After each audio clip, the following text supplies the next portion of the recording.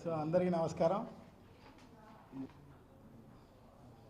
జిల్లాకు వచ్చారు. శ్రీరామనవమి సందర్భంలో కోదండరామస్వామి కళ్యాణానికి మంచిది. సో జిల్లాకు వచ్చారు కదా, మరి జిల్లా అభివృద్ధి గురించి మాట్లాడాల్సిన అవసరం ఉంది. గతంలో చెప్పిన వాగ్దానాలు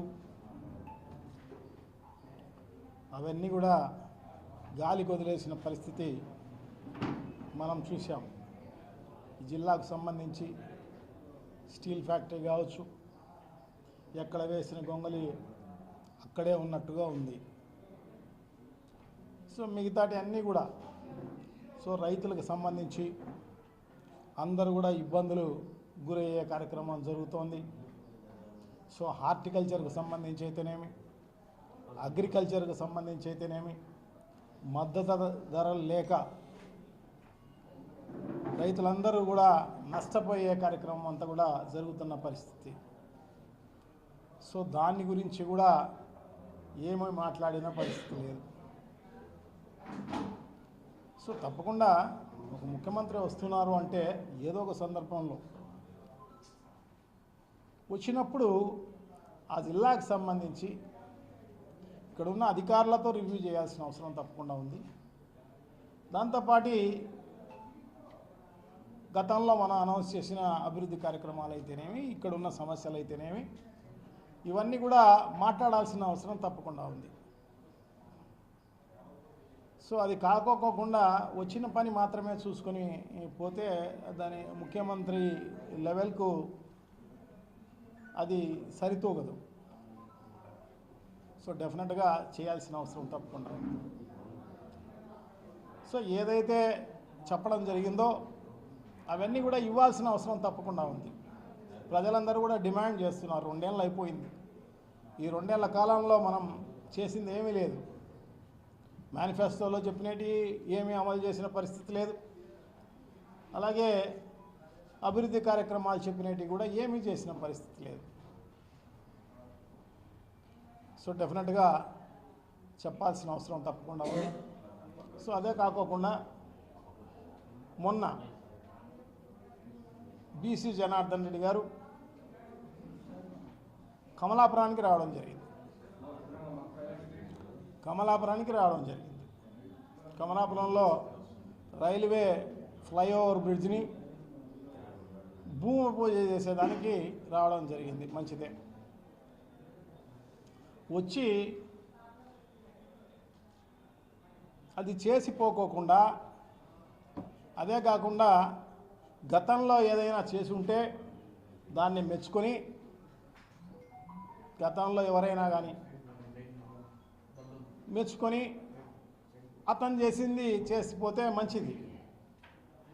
అట్లా కాకుండా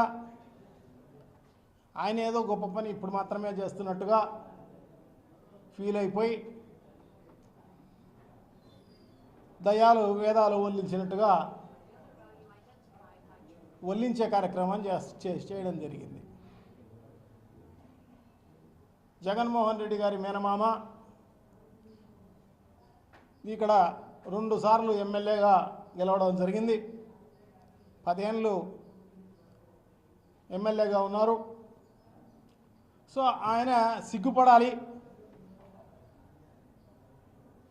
ఎందుకంటే ఈ బ్రిడ్జి పూర్తి చేయలేదు అనేది చెబుతూ, సో అది ఎందుకు పూర్తి కాలేదు. సో అదే కాకుండా ఏం అభివృద్ధి కార్యక్రమాలు కమలాపురం నియోజకవర్గం అంతా వద్దులే, ఎందుకంటే నియోజకవర్గం అంతా కొన్ని వేల కోట్ల రూపాయలతోటి అభివృద్ధి చేయడం జరిగింది. కమలాపురం టౌన్కే, ఎందుకంటే ఆయన టౌన్కే వచ్చారు కాబట్టి టౌన్ను అభివృద్ధి మాత్రమే చూస్తే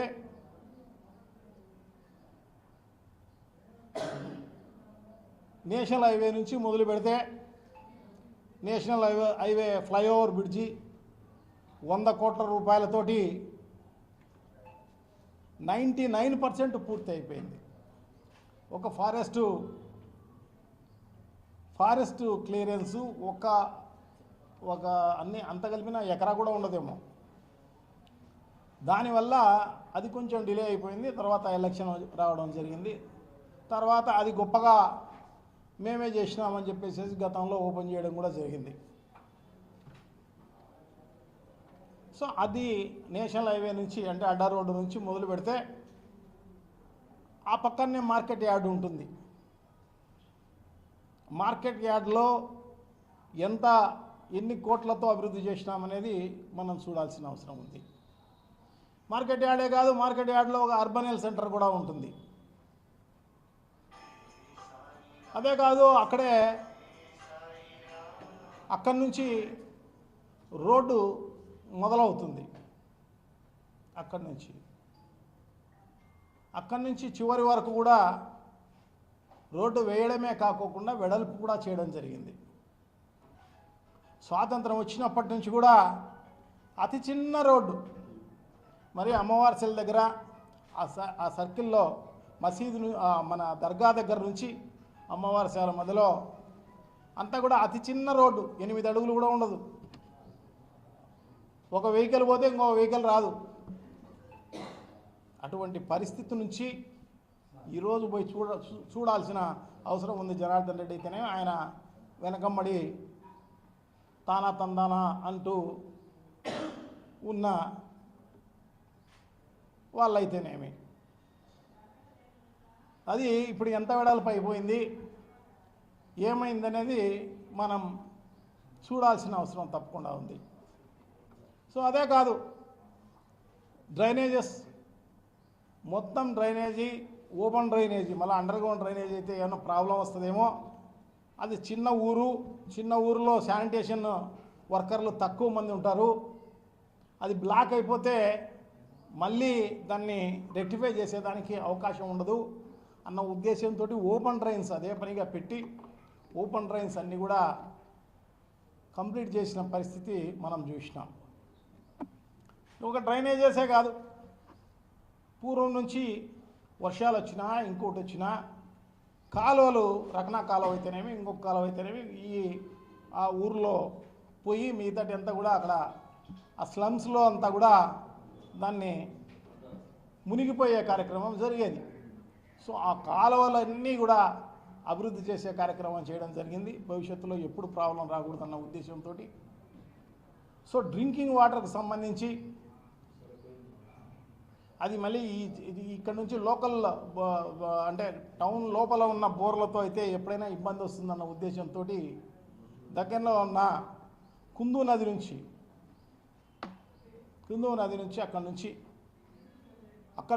అక్కడ పంపింగ్ స్కీమ్ పెట్టి 4 ఓవర్ హెడ్ ట్యాంకులతో నిర్మించి దాదాపు 24 కోట్ల రూపాయలతోటి డ్రింకింగ్ వాటర్ను అభివృద్ధి చేయడం జరిగింది.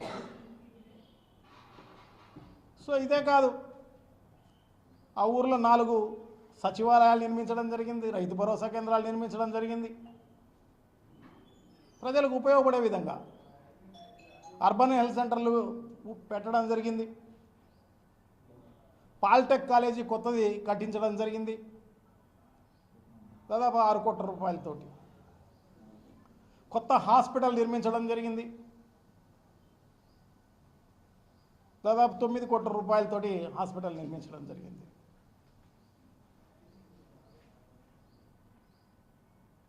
సో స్కూల్స్ అన్నీ అభివృద్ధి చేయడం జరిగింది. నాడు నేడు కింద అంటే విద్యకు సంబంధించి, వైద్యానికి సంబంధించి, మిగతా డ్రైనేజెస్కు సంబంధించి, డ్రింకింగ్ వాటర్కి సంబంధించి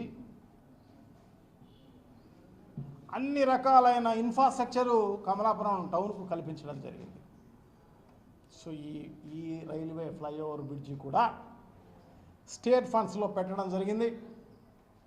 స్టేట్ ఫండ్స్లో దాదాపు 6-7 సార్లు టెండర్ పిలవడం జరిగింది, రాలేదు. సేతుబంధన్ అని చెప్పేసి సెంట్రల్ స్కీము గడ్కరీ గారు మొత్తం దేశవ్యాపితంగా సేతుబంధ్ అని చెప్పేసి ఇవి 79 శాంక్షన్ చేస్తే దేశవ్యాప్తంగా రాష్ట్రంలో 10 జగన్మోహన్ రెడ్డి గారు అడిగితే మూడు ఇవ్వడం జరిగింది. ఆ 3లో మొదటిది కమలాపురం. టెండర్ పిలవడం జరిగింది, కాంట్రాక్టర్ రావడం జరిగింది, డబ్బులు అడగడం జరిగింది. కమిషన్లు, లోకల్ లీడర్సు డబ్బులు ఇలాక వాళ్ళు చేయకపోవడం జరిగింది. ఎలక్షన్స్ వచ్చినాయి. సో ఇప్పుడు మళ్ళా అదే సేతుబంధన్ కింద అదే స్కీమ్లో మేము చేసిన పనినే మళ్ళీ టెండర్ పిలిచి ఇప్పుడు వాళ్ళకు కావాల్సిన కమిషన్లు ఇచ్చే కాంట్రాక్టర్ను పట్టుకొని సో ఇప్పుడు టెండర్ వేయించి ఈరోజు భూమి పూజ చేసే కార్యక్రమం చేస్తున్నారు. అంటే క్రెడిట్ చోరీ తప్ప వేరే ఏం లేదు.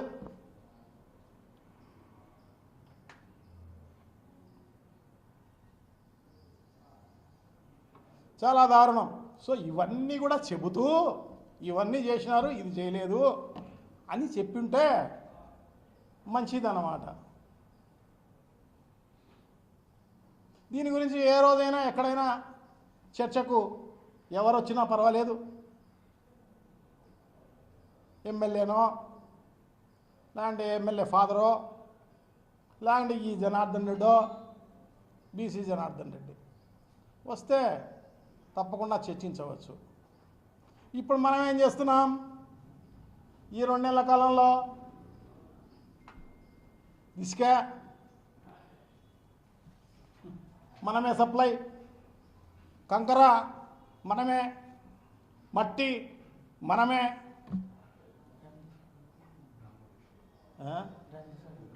బ్రాందీ షాపులు మనవే. ఈ రకంగా దినానికి 30 లక్షల నుంచి 40 లక్షల రూపాయలు వసూలు చేసే కార్యక్రమం 4-5 మిషన్లు పెట్టి అందరికీ తెలిసింది. మనం ఏం చేసేది? సో ఇంక బీసీ జనార్దన్ రెడ్డి దగ్గరికి పోతే ఆయన గురించి కర్నూలు జిల్లా అంతా చెప్పుకుంటారు. బనగానపల్లె కాదు, ఆయన కాన్స్టిట్యున్సీ కాదు, అందరూ చెప్పుకుంటారు. క్రషర్లన్నీ ఆపి అక్కడ లోకల్గా 8 కోట్ల రూపాయలు క్రషర్ ఓనర్స్తో అంతా వసూలు చేయడం జరిగింది. ఒక వయసు పాపం శెట్టి గారు ఫంక్షన్ హాల్ ఒకటి కడితే దానికి పర్మిషన్లు డివేట్ అయిపోయినా అని 1,40,00,000 రూపాయలు వసూలు చేయడం జరిగింది. ఒక వేర్ హౌస్ గోడౌన్ దాంట్లో 40 లక్షలు వసూలు చేయడం జరిగింది. గ్రావెలు మనం ఇక్కడ మాదిరే టిప్పర్కు 1,250 రూపాయలతో ఇచ్చే కార్యక్రమం జరుగుతుంది. అక్కడ గ్రావెల్ అయినా ఇసుక కడప నుంచే తీసుకుపోతారు. ఈయన డంప్ యార్డ్లో పెడతారన్నమాట. డంప్ యార్డ్లో పెట్టి అక్కడ 400 నుంచి 500 రూపాయలు ఎక్కువ ఇస్తే కానీ అక్కడ నుంచి ఆ డంప్ యార్డ్ నుంచి మూవ్ చేసే కార్యక్రమం జరగదు. గ్రావెలు అంతే. ఈయనైతే అక్కడ ఉన్న క్రషర్లను అన్ని పర్మిషన్లు ఉండే దానిలను ఆపి అంత వసూలు చేయడం జరిగింది. ఈయన సొంతంగా ఒక క్రషర్ పెట్టి, ఈయనకు మైనింగ్ లేదు, ఇంకోటి లేదు, ట్యాక్సులు కట్టేది లేదు, జిఎస్టీలు కట్టేది లేదు, ఏమీ లేదు. ముమ్మరంగా దేవస్థానం భూముల్లో అన్ని చోట్ల ఆయన అక్రమ మైనింగ్ అంతా చేసి ఆ క్రషర్లో ముమ్మరంగా సంపాదించే కార్యక్రమం చేస్తున్నారు. సో ఇదే కాదు, మనకు సంబంధించి ఎవరో డాక్టర్ మొహమ్మద్ హుస్సేన్ అంట, ఆయన ఏదో హాస్పిటల్ కడితే దానికి పర్మిషన్స్ లేవని చెప్పేసి 70 లక్షలు వసూలు చేయడం జరిగింది. సో ఇంకా మిగతా ఆ కాన్స్టిట్యున్సీకి లో అల్ట్రాటెక్ అనే ఓ సిమెంట్ ఫ్యాక్టరీ ఉంది, రామ్కో అనే ఓ సిమెంట్ ఫ్యాక్టరీ ఉంది, పవర్ గ్రిడ్లో ఆడ పవర్ గ్రిడ్ చేస్తున్నారు, మహా సిమెంట్ కూడా ఉంది. సో దీంట్లో అన్ని రకాలైన వసూలు చేసే కార్యక్రమం చేస్తున్నారు. సిమెంట్ ఫ్యాక్టరీలు ఈ 4 సిమెంట్ ఫ్యాక్టరీలు, 3 సిమెంట్ ఫ్యాక్టరీలు, ఒక పవర్ గ్రిడ్.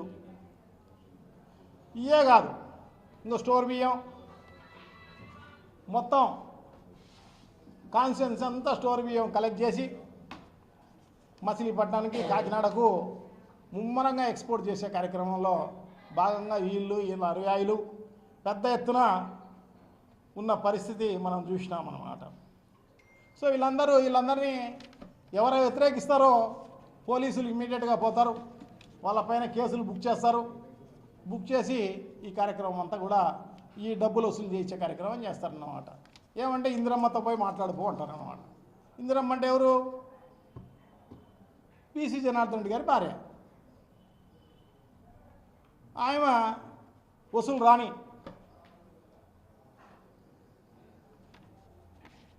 అట్లా. సో ఇంత గురువింద గింజ కింద నలుపుందని తెలిసి కూడా ఇంకొకరి పైన ఊరికనే బురద జల్లే కార్యక్రమం అన్నమాట. నేను గర్వపడతానా జగన్మోహన్ రెడ్డి గారికి మేనమామైనందుకు, ఇన్ని పనులు చేసినందుకు. పులివెందుల కాన్స్టిట్యున్సీకి ధీటుగా మా కమలాపురం కాన్స్టిట్యున్సీలో చేయడం జరిగింది పనులు. గర్వపడుతున్నా నేను. సిగ్గుపడాల్సిన పనిలే, నువ్వు సిగ్గుపడాలా. లేక లేక ఎమ్మెల్యేగా గెలిచినారు, గెలిచి ఇంకా వసూలు రాజాలు మీరు ఈ రకంగా వసూలు చేస్తుంటే పైన చంద్రబాబు గారు, లోకేష్ గారు అయితేనేమి, పవన్ కళ్యాణ్ అయితేనేమి, వీళ్ళందరూ కూడా మట్టగా వసూలు చేసే కార్యక్రమమే, ప్రజలను దోచుకునేదానికే కార్యక్రమంలో భాగంగానే చేసే కార్యక్రమం చేస్తున్నారు తప్ప ఒకరికి ప్రజలకు మేలు చేసింది లేదు, ఇంకొకటి లేదు, ఏం లేదు. సో డెఫినెట్గా వీళ్లకు బుద్ధి చెప్పే రోజు తప్పకుండా ప్రజలు దగ్గరలోనే ఎదురు చూస్తున్నారు. ఖచ్చితంగా వీళ్ళకి బుద్ధి చెప్పే రోజు దగ్గరలోనే ఉంటుందని చెప్పి తెలియజేసుకుంటున్నాను అన్నమాట. సో థ్యాంక్ యూ, నమస్కారం.